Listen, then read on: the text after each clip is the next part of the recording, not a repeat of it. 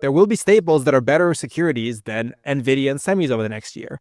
And for us not to hunt for those staples and try to get them into Ben's portfolios, I mean, would be completely silly, right? You're listening to the Breadth of Experience podcast. This is part 3 of 3 of our first quarter stock market breakdown. If you've been following along, we've already covered Trump, tariffs, and trade, and now we're wrapping up with a chat on U.S. stocks, consumer behavior, and some amazing inspirational messages to investors from both Ben and Vitali. Whether you've listened to earlier parts or are just joining in now, this episode will give you valuable insights into what's shaping the markets. Let's jump in. How do you think about U.S. equities? So, for the longest time, it's been the U.S. and the rest of the world.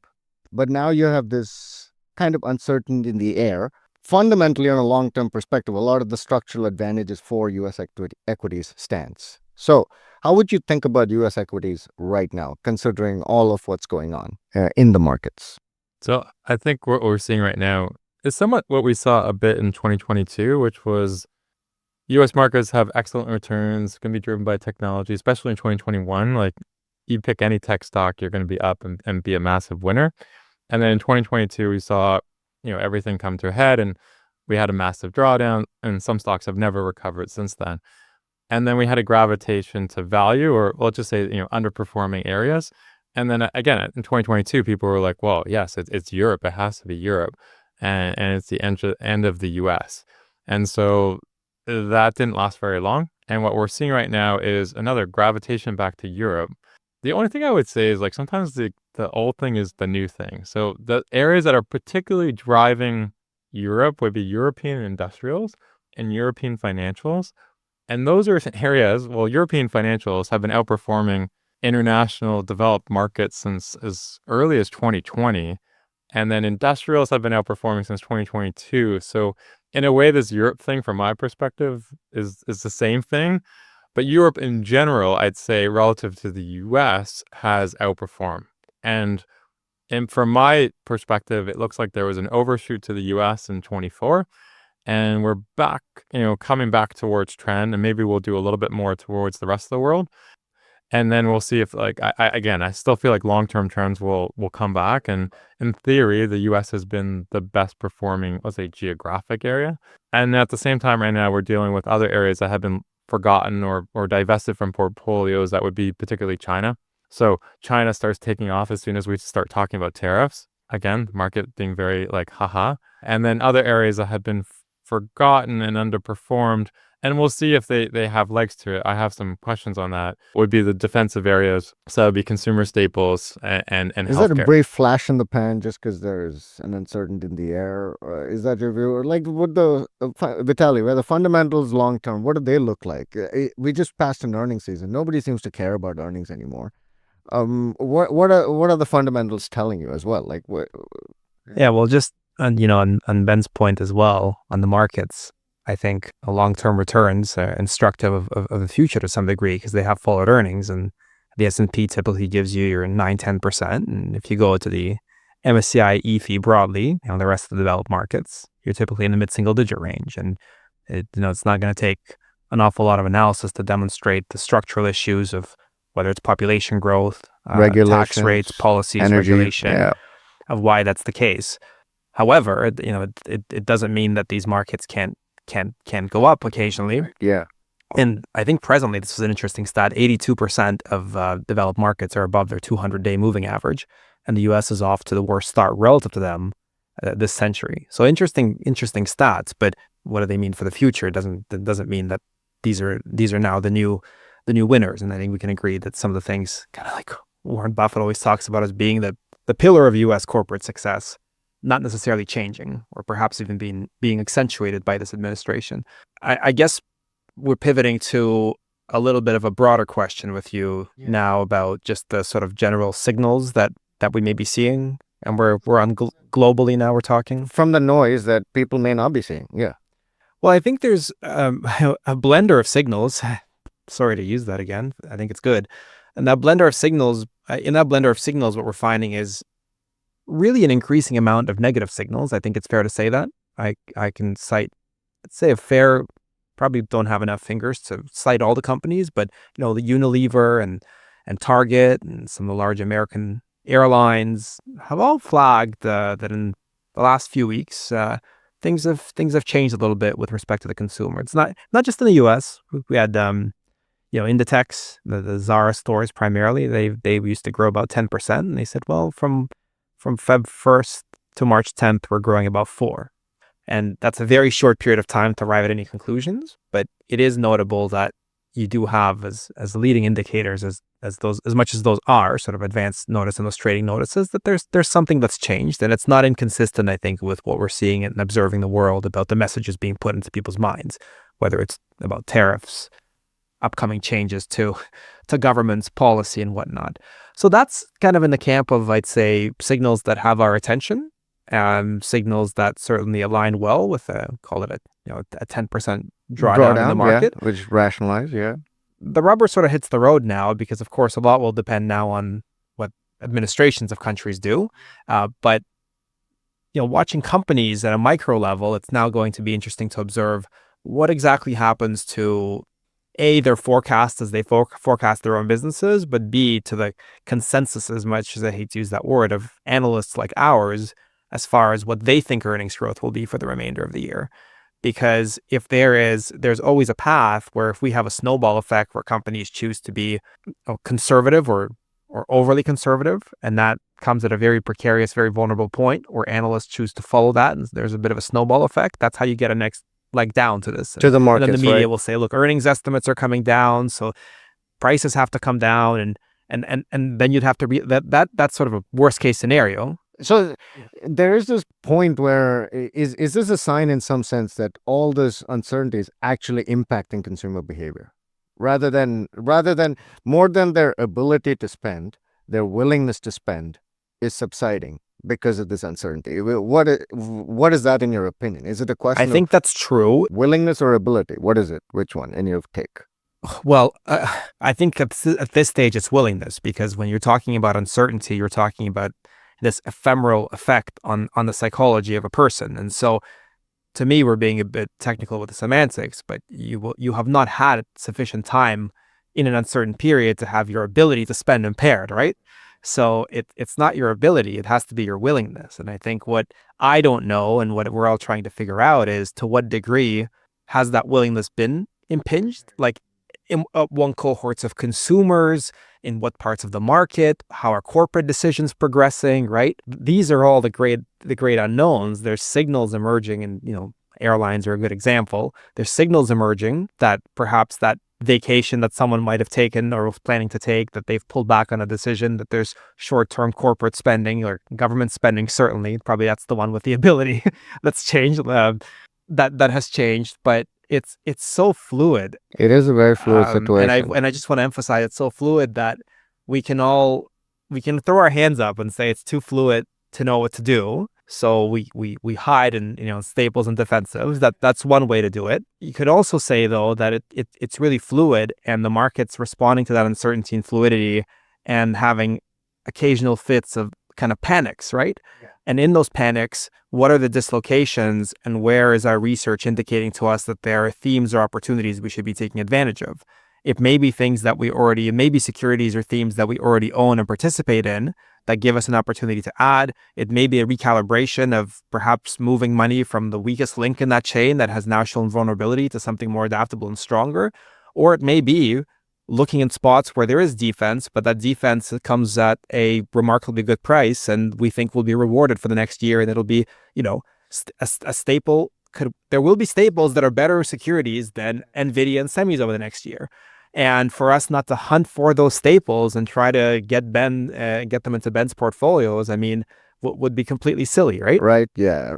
That's the thing. You have to have that tactical flexibility to adapt. So to kind of, in some sense, wrap up, big picture, every kind of bull market, and if in the grand scheme of things, if you lengthen out the time horizon, presents these kind of moments where you have these 10-15% corrections, and oftentimes it's an opportunity to, in fact, assess and, like you said, add into, if those secular winners. So you as a portfolio manager and you as head of research, what are like the exciting areas you're looking for to right now. Thematically, what has not really been broken long term, secular thematic stuff.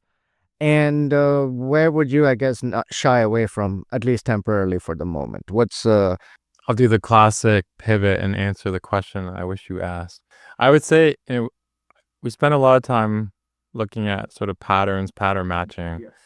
And I just thought we could focus on an individual stock perspective. Let's say you have a great stock, there's a great secular story for why it's working, great fundamentals, we'll say, great valuation, and it goes on a run. And then, like all things, they don't go up a wall. You do sort of get this sort of upward sawtooth pattern where you get these higher highs, but there's always a check back to some type of level of support. And the thing that I've been trying to understand, and I don't know if it'll be one of those like life's mysteries, is that in that check back period, so let's say you make a new price high, goes up, and yeah. the market made a new high in late February. And then you have this check back period to some type of level of support. But in that check back period, and let's go back to the market being, down 10%, that's where we don't know. Is this a natural check back period, or is this the beginning of the new trend? And you're in this sort of, nobody actually knows the answer. And like all things, you have to listen to all sides because, what if the other side is correct and you're just being very stubborn and you're thinking that, of course, it has to go to make new highs. And so it's in this period, which I guess is the period of uncertainty. And we're still trying to find that other signal out there that sort of helps us and say, no, it's fine. Just continue as is. But you have to listen to the other side. And the other side is telling you that there's going to be a recession again.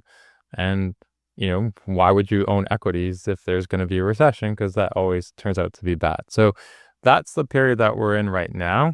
And that's the struggling period, which is there's a bunch of stuff that, was working that got us here. They're not entirely broken. There's some other stuff that's starting to work because people are worried about growth and recessions. And then you're like, well, they've been in a downward trend for quite some time. So going back to what Vitali is saying, let's say you do see a healthcare stock or a stable stock that had been really underperforming. And let's all be clear here. They all bottomed at the end of 2024. So they're going to look like they have great year-to-date returns.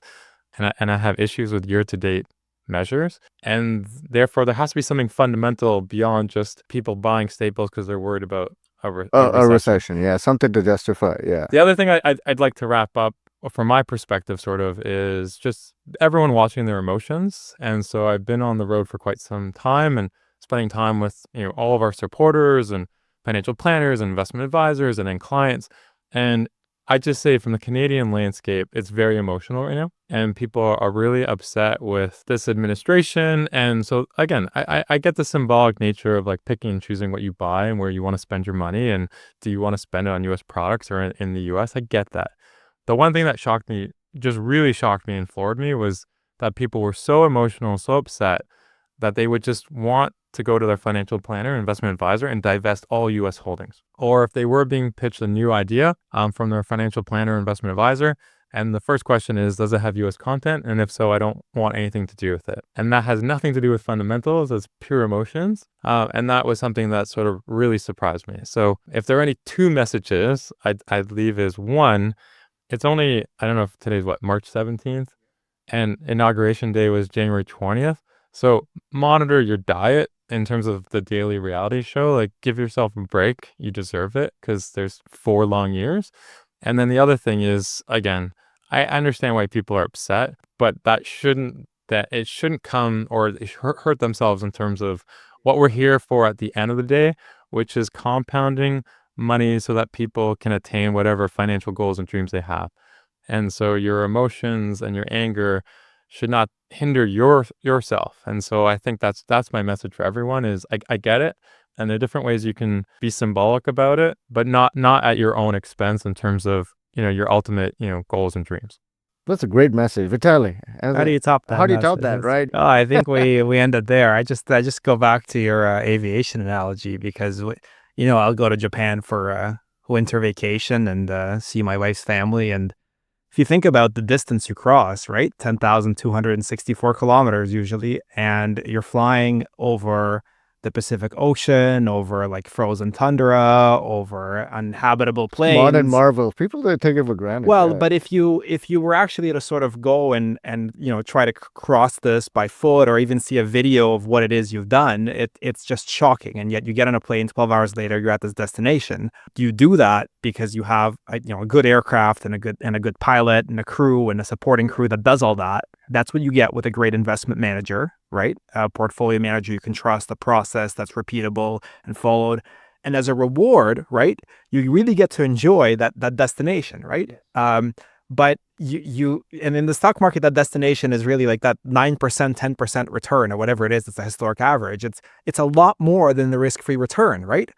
But if you just choose to like focus on the quarter to quarter or the year to year, you'll say that I can never make that journey, right? I'll never get to that destination.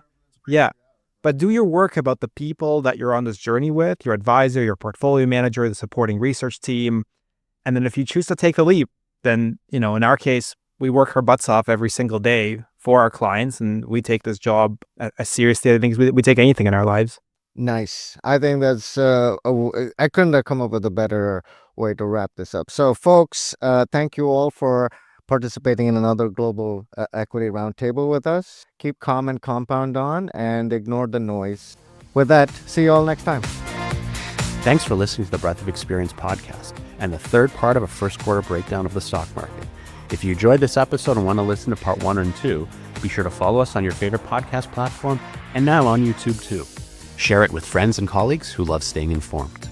A big thank you to our team behind the scenes, Marko Vidovic for producing the podcast, Bianca Sampson for keeping the conversation going online, George Subotic for making sure the podcast reaches you, and Alina Zrasko for crafting the copy that brings it all together.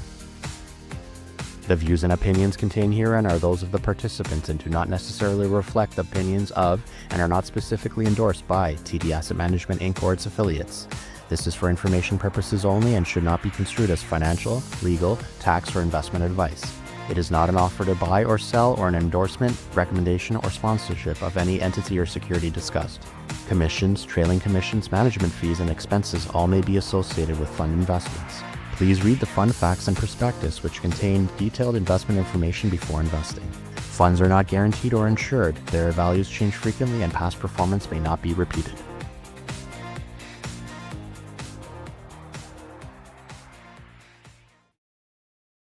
On that end, so we can edit this part. That's the beauty of it. I forgot my train of thought over here. Yeah. Canada, US,